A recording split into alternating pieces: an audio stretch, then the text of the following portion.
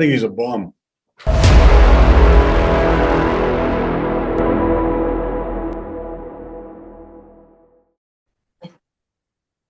Hello and welcome to the Road Ahead Money Game Interview Week 3. We've got the GM of the Giants and 49ers with us today. Cody, would you like to start off by saying anything to your opponent, Bryan, this week? All I gotta say, it's going to be definitely an interesting game. My goal, of course, is to always win. I took a peek at that secondary that I got to throw against. It's going to be a little rough, I think, back there when we got Minka and Derwin, going to try to kill me on both sides of the football. That's Cowboys with Mika and Derwin. Oh, I looked at the wrong opponent. Bryan's That's tough. decked out offense. Yeah. Yeah. Jefferson. I got Okay. pretty lucky with a couple of them picks. I was going to say, I thought I had those guys this week. It's 7 a.m. out there on the West Coast. We'll cut you a break there. It's okay. Yeah, but no, overall, it's just going to be, that's right, Giants. So I got to contain Dalvin and, Jay Jettis. It's going to be interesting. I've struggled against the run a little bit this year so far. They've been pounding it up the middle on me. So, and I got to figure out if Micah Parsons and Chris Jones are going to come alive because, Parsons only has 2 sacks. Jones only has 1 on the season so far. I got to see if they're going to relent some more pressure, but I'm proud of Bradley Chubb so far, so I'm sending the house to him. I'm going to kill him. Yeah, it looks like the Jets gave up on their the Bills gave up on their front 7 there, trading away TJ Watt, sounds like, for AJ Brown. I don't know if that trade's finalized yet, but yeah, the front 7 hasn't done as much in the pass rush this season as I thought it would with the X factors. It's been good for run stopping and stuff, but for the pass rush, it's been pretty non-existent with these X factors. What have you noticed, Ty? Yeah, I've noticed that. Well, one, in his first game, he didn't even have an X factor on TJ Watt, so that was weird. But I have noticed that even with me, I drafted somewhat of some more better defensive linemen, and it just feels like when I would play head-to-head when the league first started, and then now they just don't seem like they're getting as much pressure. Seems like all the pressure is really coming from my outside linebackers on the plays I send them on a blitz. Outside of that, I don't really have a lot going for my D-line so far. So yeah, names like Anthony Walker, Pete Werner, Byron Young, Senson Ebukam, Trenton Simpson, those are our sack leaders right now. So none of these X factors are at the top of the league right now. And, seems overall don't matter. Yeah. And then for Bryan out there on the East Coast, what do you got for your opponent this week? Coming off of he was talking some smack earlier this year, but the Rams kind of put him in his place. What do you think this week? Listen, that first game I had this year was terrible. I don't know what the hell I was doing. I got destroyed by the Cowboys. Yeah. They were bad. Second game improved a lot. I think I just got to do a lot with my defense. My defense is trash. Yeah. I got to move some people around, figure it out. But I'm going to put it out there now. I'm not losing a game here on out. Except for the Cowboys, because I don't know what the heck that guy's doing, but he's on a whole nother level. Oh, yeah. He's been on another level for a couple of years now. Maybe the two of you need to make a trade. Sounds like X for an X over there. Good. Micah Parsons. I got like 5 or 6, including kicker. Right. But did you guys get a chance to watch either of your first 2 games, your opponent's games at all yet so far? I've watched a little bit of it, not much. That Niners Rams game you had, Cody, last week was up there for game of the week for sure. That was a good game. I think Cody's first 2 games have been really interesting games.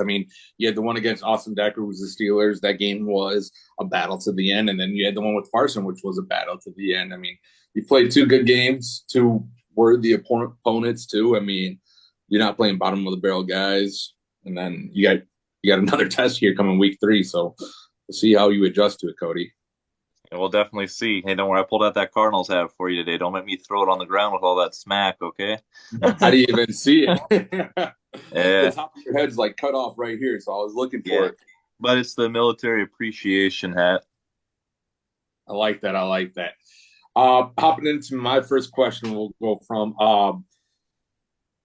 do you guys wish at one position that you have a key person? How was I trying to word this when I was looking up questions this morning? So on your team alone, do you guys have one position that you are really, really, really dreading, you haven't drafted yet because you can see it as your number one weakness. Almost 3 weeks, 2 weeks in now fully.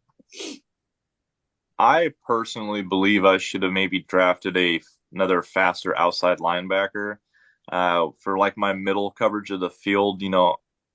With the whole sub LB kind of getting eliminated, it kind of ruined my game plan what I was going to have for coverage over the middle. I got what you call it? I forgot his name there already, but I know he's like 89 speed. But the other guy's got like 82. I got like Frank Clark and Devin Kennard that are rotating out between that OLB position. And when they're trying to sit back in coverage, it doesn't work very well. I'm getting burnt on those inside routes. So I got to try to find someone to move around to try to cover it. So definitely another linebacker.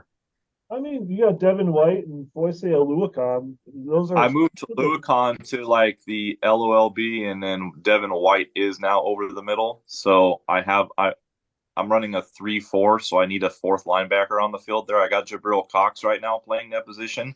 He played pretty well last week. He was making some key plays for me. You have Chubb on the line? I have Chubb on the line. I dropped him down. Okay, that explains it. Do you have Parsons on the line too? Yeah, I got Parsons, Chris Jones, and then there's another D tackle. I think it was Puna Ford or someone. Not Puna. That's another. I got too many damn leagues. But as soon as Parsons and Chris Jones get double teamed, I've had Chubb getting loose. So Chubb's been kind of going off. I think he's actually going to be up there for some of my most run stops. Mm-hmm. So it should be interesting. I mean, for me, the only two that I would really do is middle linebacker, also or cornerback, because I have a lot of 70s in my defense.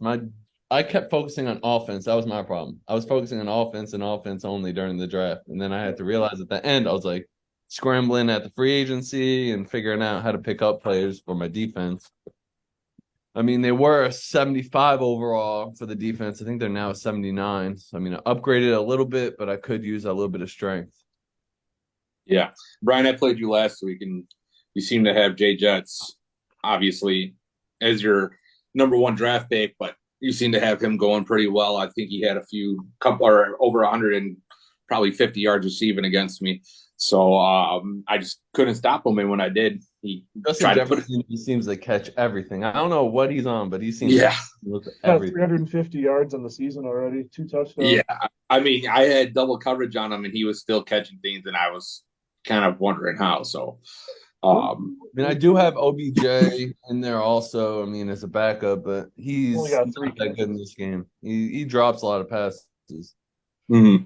He's got 3 catches, averaging 40 yards a catch right now for Odell. Yeah, maybe. Yeah. And then I got Dalvin Cook. I mean, he's gonna be a good. I mean, I'm gonna try to use Cook more, but I don't know yet. I got to figure out a lot of you guys because a lot of you guys know how to defend runs really quick.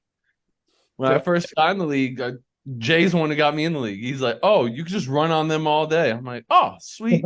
Start running. I'm getting back 5 yards. I'm like, "What do you mean I could run on them?" Jay might not be the person to listen to anymore. He's having a rough season so far. I mean, he did come out with the win, but he almost did lose to Norman. So he's averaging 3.9 yards a carry this year with Tony Pollard. So I don't even think he can run on anybody this year. Yeah. You guys got a key to victory? Cody Morrow? I got to get the pass rush home. I got to figure it out.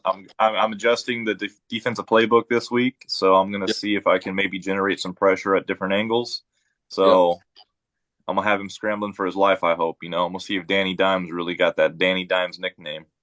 Yeah. I mean, me personally, I'm going to tell you right now, you're going to see a lot of Justin Jefferson and a lot of Dalvin Cook. If I have to, I'll send everybody. Jefferson there we go. 4 catches this season than the rest of his receivers combined. Just want to throw that out there. 12 to 11. So, I mean, that's pretty much how the Vikings are in real life. So, that's true. So, all right, let's hear some predictions, guys. How are we feeling going into this game? I feel like it's gonna be close. I don't think it's gonna be a blowout. I think it's gonna be a good game. I think the way usually my games go is it always is a close game no matter who I play, just because it always like matches their energy. If they throw a pick, I'll throw a pick. It's just something that I struggle with that I got to work on. But I think I'm gonna pull away with the victory, of course. But I think it's gonna be 42-28. I think it's gonna be a key turnover late in the fourth. It's gonna give me an additional score, late. That's gonna make it a 2-possession game. Damn. That high of a score, huh? I was gonna say 21-14, but I was gonna hold you back a little bit.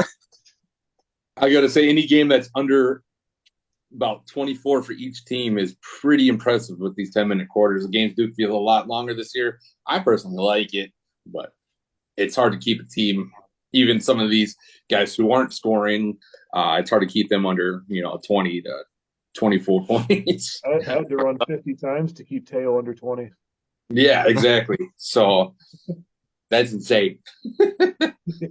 Kenneth Walker did some work last week. Yeah, he did. Hey, at least Aaron Rodgers has lasted longer in this game than in real life. I don't know if Darius would want him to with those 19 picks he's thrown.